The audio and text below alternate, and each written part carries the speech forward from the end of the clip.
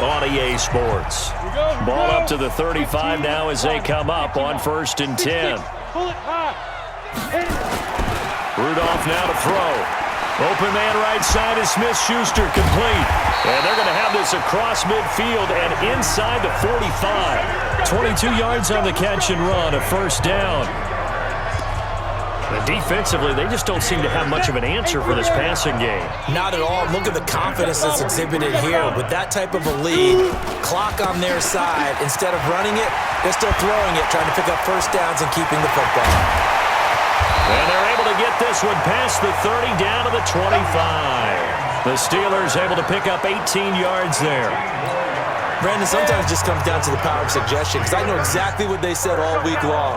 We're coming off the open week. We'll have the fresher legs in the 4th quarter, and they will wilt when we get to that point. And right now, it appears that they're thinking that exact thing. Well, offensively, they had the bye last week. Defensively, did not. Is that really a big factor? Is that more talk during the week? I think the more that you talk about it, the more that you emphasize it, the more sometimes it comes true for your team. 2 big plays in succession. Not sure this D knows what hit him, but now they got pushing and fighting his way in for a Steeler touchdown. Jalen Samuels, his 2nd touchdown of the game, his 3rd on the year. And the Steelers, they broaden their lead. And he certainly played a pivotal role with those 2 TDs and why they're up on the scoreboard right now. Well, someone's all about winning, aren't they? Because he's not worried about the number. Sure, it's great to have 2 touchdowns. But the bottom line is what he's doing is contributing to their lead. He wants to continue to do so. Boswell good with the extra point. And they open the lead up now to 25.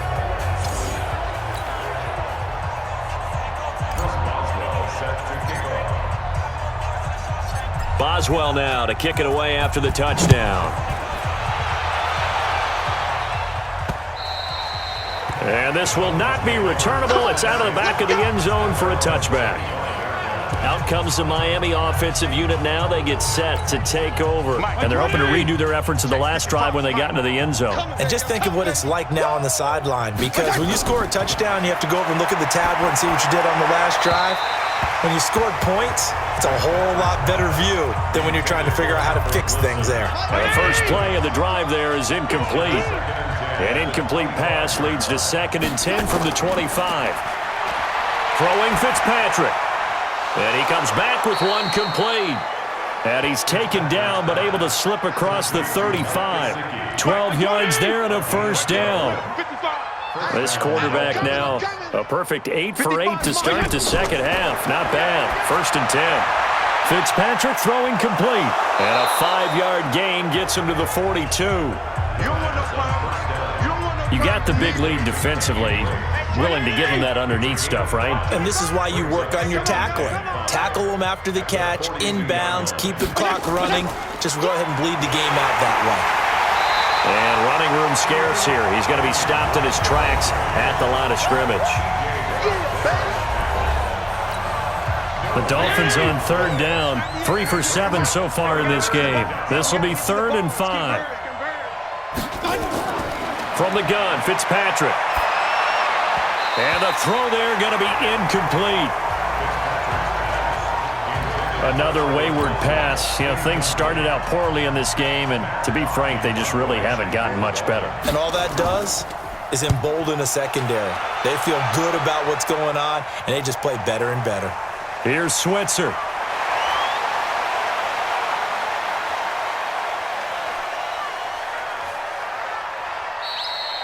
Well, that looked for a second like he might take it all the way, but as it stands, it's still a massive return. And the Steelers will go on offense here, 1st and 10. The Pittsburgh offense at the line to start their next drive. We've got a lopsided game here. I don't know, Charles, what does the handbook say that we discuss when we've got a game like this in the 4th quarter? Hold on a second. Let me thumb to the proper page on that. Know what it says? What? Let's discuss how we got here. This is a dominant performance, where they took control of this game, how they've managed to keep control of this game, and then we go ahead and think about how we're going to leave here and get to the airport. In a lopsided blowout, the roads are usually open. From the 50, it's Rudolph. He'll find Smith-Schuster. That's complete. And they'll get him down as he's inside the 40. 12 yards there and a 1st down. This has to go down as one of the simpler routes in the playbook, but oh so effective. Nice completion there. Keeps the sticks moving. On first down, it's Connor. And brought down, but not before they're inside the 25. That one good for 14 yards and a Steeler first. He's still rumbling, isn't he? Still looking fresh in this one despite the heavy workload. But you and I both know, well-conditioned, and he did tell us that he thrives on being at his peak late in ball games. Now it's Connor. He's got the first down inside the 10 and down to the 7-yard line. Another big hitter there. This one good for 18. Do my eyes deceive me, or is he getting stronger as this game moves along? Burst seems just as good here in the fourth as it was way back in the first, doesn't it? I do believe someone put a lot of time in the offseason and continues to condition during the season in order to continue to carry the ball at this rate.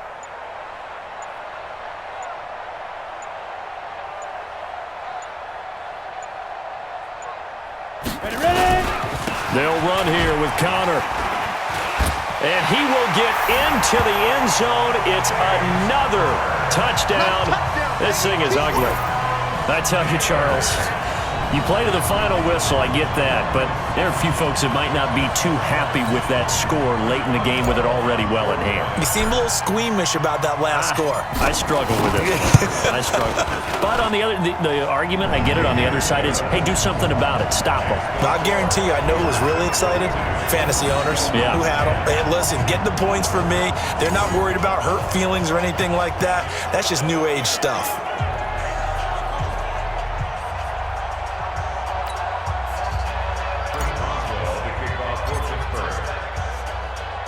Boswell now to kick it away after the touchdown.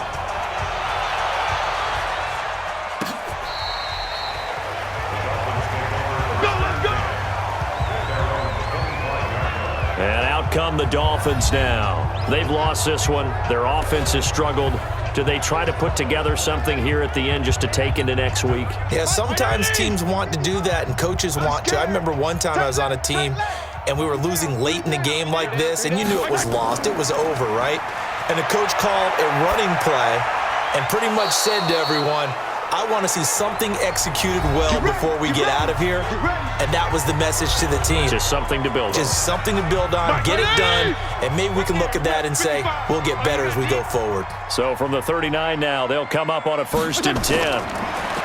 Fitzpatrick. Now Fitzpatrick hit. It's out. He lost the football. And one of the whistles for a timeout.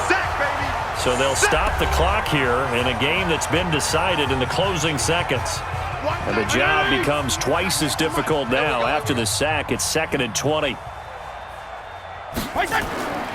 Here's Fitzpatrick. He's going to let it fly. And that will be incomplete as time has run out on this football game. A big offensive explosion helped leading them to victory, and the defensive guys, they're just saying, hey, put those points up every week, we'll just keep winning. They will gratefully accept them, won't they? It makes their job that much easier when they're scoring that many points, allows them to play with a totally different style and a different flow. So for the Steelers, they fall a game under 500 now at 3 up and 4 down. And they'll get to stay home again next week. Meanwhile, for Miami, it's yet another loss as they've started out now 0-7.